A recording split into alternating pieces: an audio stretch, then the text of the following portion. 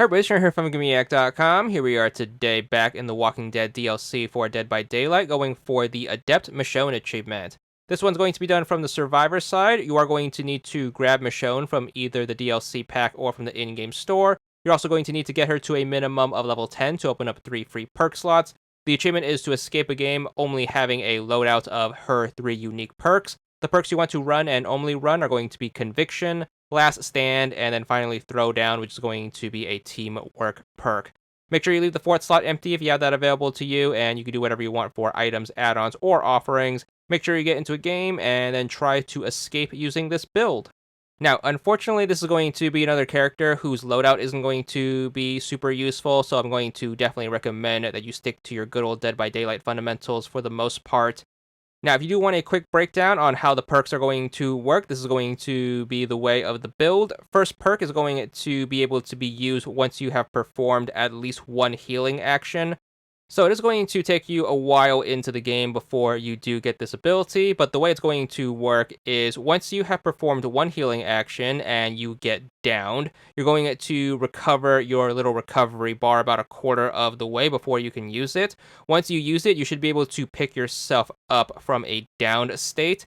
That might sound useful, however, it's not going to last forever, and your character is going to go down again after a few seconds. This is going to help you out in a quick pinch, but more likely than not, it's going to put you off in a worse spot. So I'm going to recommend that you don't use it. On to our second perk. This one can be useful, however, it's going to take a long time to set up, and you can only use it once per game. The way you set it up is you're going to need to hang around in the killer's terror radius without being in a chase for a good 2 minutes or so. And once you have built it up, you should be able to stun the killer whenever you perform a rush vault in the middle of a chase. Again, this one can be useful, however, once you have used it once, it's going to be exhausted for the rest of the game.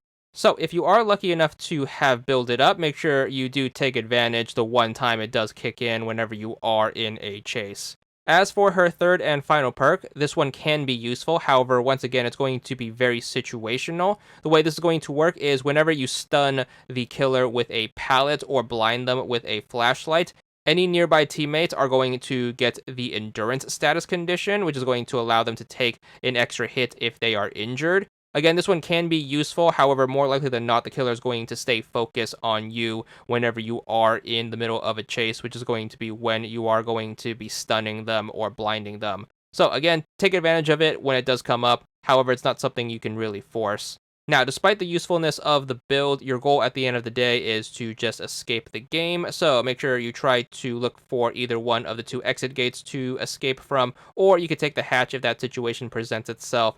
Either way, if you do make it to the results screen with that escape status, you should be good for the achievement. It's going to be for 20 gamer score, and that's all there is to it.